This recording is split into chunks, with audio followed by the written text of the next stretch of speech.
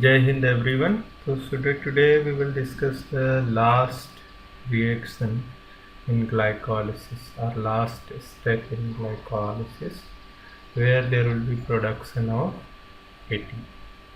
Okay, before discussing this reaction आप लोग ये जानते हैं कि ये जो फॉस्फोरिल ट्रांसफर रिएक्शन होता है कि यहाँ पे क्या होता है कि जो फॉस्फोरिल ग्रुप, जैसे ये फॉस्फोरिल ग्रुप है यहाँ इस रिएक्शन में, तो इसकी बॉन्ड एनर्जी को कंजर्व करते हुए, ये जो बॉन्ड है इसकी एनर्जी को कंजर्व करते हुए अगर हम इस फॉस्फेट ग्रुप को ट्रांसफ़र कर रहे हैं किसी मॉलिक्यूल के ऊपर, तो उसको क्या बोलते हैं, फॉस्फोरिल ट्रांसफर रिएक्शन। ठीक है। अच्छा, इसके प्रीवियस स्टेप में क्या हुआ भाई कि ये जो फास्फोइनाल पाइरूवेट का फॉर्मेशन है, ठीक है, ये फॉर्मेशन हुआ। कैसे हुआ? डिहाइड्रेशन हुआ। ठीक है। अच्छा, ये रिएक्शन हम देख चुके हैं कि फॉस्फोइनाल पाइरूवेट का फॉर्मेशन, लेकिन एक इम्पॉर्टेंट चीज़ है कि जो ये रिएक्शन होने वाला है पाइरूवेट काइनेज के द्वारा, ठीक है, जो पाइरूवेट काइनेज एंजाइम इन्वॉल्व होगा इस रिएक्शन में, यहाँ एटीपी का फॉर्मेशन होगा। इसमें दो रिएक्शन क्या क्या है, एक तो फॉस्फोइनाल पाइरूवेट कन्वर्ट होगा पाइरूवेट में, ठीक है। अब यहाँ पे देखिए, ये तो कीटोन ग्रुप है, लेकिन ये क्या है, अल्कोहल है, ठीक है। और इन दोनों मॉलिक्यूल्स को अगर आप ध्यान से देखेंगे तो इनके अंदर नंबर ऑफ एटम्स सेम है, और इन दोनों मॉलिक्यूल की बात कर रहा हूँ, इन दोनों मॉलिक्यूल्स के अंदर नंबर ऑफ एटम्स सेम है, बट यहाँ पे क्या हो रहा है, टॉटोमराइजेशन। ठीक है, क्या हो रहा है भाई, टॉटोमराइजेशन। तो यहाँ पे देखिए, तो ये जो है आपका, ये क्या है, पाइरूवेट का ही इनऑल फॉर्म, ठीक है, और ये क्या है, कीटो फॉर्म, ठीक है ना। पाइरूवेट ही है दोनों, लेकिन दोनों में फंक्शनल ग्रुप क्या है, डिफरेंट। यहाँ पे इनॉल है, डबल बॉन्ड है प्लस अल्कोहल, यहाँ पे क्या है, कीटो ग्रुप, ठीक है।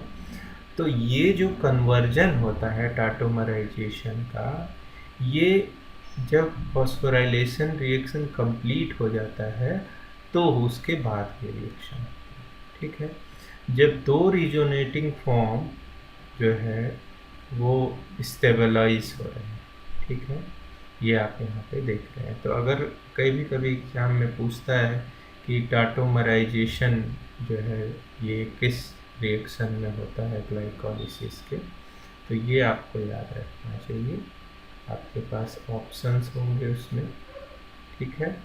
तो कौन सा एंजाइम कैटालाइज करता है भाई, पाइरूवेट काइनेज, ठीक है। अच्छा, दूसरी चीज़ देखिए कि अगर ये रिएक्शन फास्फोइनाल पाइरूवेट की हाइड्रोलिसिस हो तो डेल्टा जी वैल्यू आपकी कितनी आ रही है, -61 किलो जूल पर मोल, ठीक है। लेकिन हमें तो इस फॉस्फेट ग्रुप की हाइड्रोलिसिस नहीं करनी है, इस एनर्जी को यूज़ करना है, और इस बॉन्ड की हम लोग बोलते हैं फॉस्फोरिल ट्रांसफर रिएक्शन, इससे पहले भी हम लोग देख चुके हैं। अच्छा, अब बात करते हैं कि इससे बनना है एटीपी, तो एटीपी के बनने के लिए कितनी ऊर्जा चाहिए, इतनी ऊर्जा चाहिए, ठीक है। तो ये रिएक्शन क्या रिवर्सिबल होगा, नहीं, किसी भी उसमें स्टेज में रिवर्सिबल नहीं होगा। तो रेस्ट ऑफ द एनर्जी कहाँ गई भाई, रेस्ट ऑफ द एनर्जी, अगर एटीपी के फॉर्मेशन में 31 किलो जूल लग रहा है और आपके पास है कितना, 61 किलो जूल पर मोल, है ना।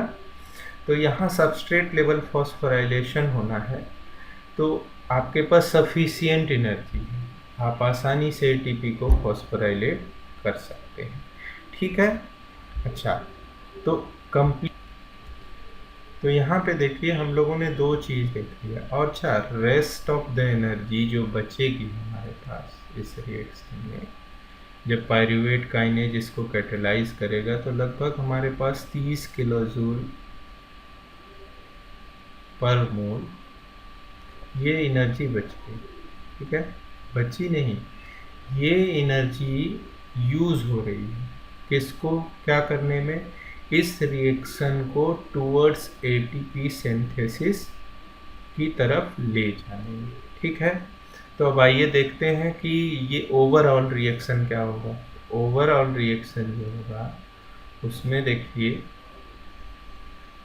तो यहाँ पे जो पायरुवेट है ना, जो पायरुवेट है वो कन्वर्ट हो रहा है आपका कहाँ से बन रहा है भाई, फास्फोइनॉल पायरुवेट से।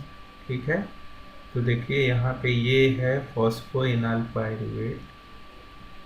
ठीक है, ये है फॉस्फोइनॉल पायरुवेट। अब हम ये ओवरऑल रिएक्शन लिख रहे हैं जो कि किसके द्वारा कैटेलाइज होगा, पायरुवेट काइनेज के द्वारा। ठीक है, तो पायरुवेट काइनेज क्या करेगा भाई, इस बॉन्ड की एनर्जी को कंजर्व रखते हुए, है ना, जो ये फॉस्फोरिल ग्रुप है रिजर्व रखते हुए, और इसके एक्टिव साइट में क्या होगा, मैग्नीशियम होगा और पोटेशियम होगा।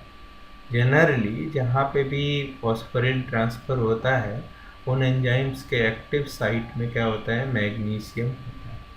लेकिन यहाँ पे एक चीज़ अलग है, वो है कि यहाँ पोटेशियम भी रिक्वायर्ड है, plus 1 molecule of ATP water is required. ठीक है, तो उससे क्या होगा कि ये जो फॉस्फेट ग्रुप है वो पूरी एनर्जी के साथ ट्रांसफ़र हो जाएगा, और जिससे क्या बनेगा, एटीपी का फॉर्मेशन होगा। और जो ये पायरुवेट के दो फॉर्म होंगे भाई, एक होगा आपका इनॉल फॉर्म और दूसरा क्या होगा, कीटो फॉर्म, और इन दोनों के बीच क्या होगा, टॉटोमराइजेशन होगा। ठीक, तो इस रिएक्शन को इस तरह प्रोपेल करने के लिए रेस्ट ऑफ जो एनर्जी बची इसकी फॉस्फोइनॉल पायरुवेट की, वो यूज हो जाएगी। ठीक है, तो यहाँ फॉर्मेशन किसका होगा, पायरुवेट। अच्छा, इसमें कितने कार्बन है भाई, कितने कार्बन है इसमें, इसमें 1 2 3 कार्बन। ठीक है, 3 कार्बन है। तो अगर एक ग्लूकोज मॉलिक्यूल को लें तो कितने पायरुवेट बनेंगे, हाँ 2 पायरुवेट बनेंगे। तो ग्लाइकोलिसिस का एंड प्रोडक्ट क्या है भाई, पायरुवेट है। ठीक है, नेक्स्ट क्लास में हम लोग देखेंगे कि इस जितने भी हमने 10 रिएक्शन पढ़े हैं उनकी समरी देखेंगे कि उसमें हमारा नेट गेन क्या हो रहा है और ये नेट ग्लाइकोलिसिस प्रोसेस में क्या हो।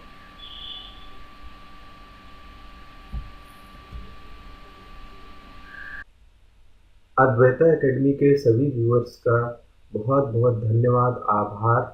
आप हमें लाइक कर सकते हैं, शेयर कर सकते हैं। यदि आपको ये वीडियो, ये चैनल पसंद आया है तो आप इसे सब्सक्राइब कर सकते हैं, और बहुत महत्वपूर्ण है कि आप बेल आइकन दबाना ना भूलें, जिससे कि आप हमारे अगले वीडियो का अपडेट प्राप्त कर सकें।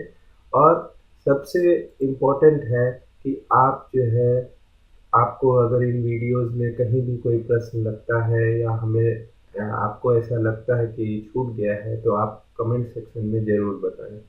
बहुत बहुत धन्यवाद।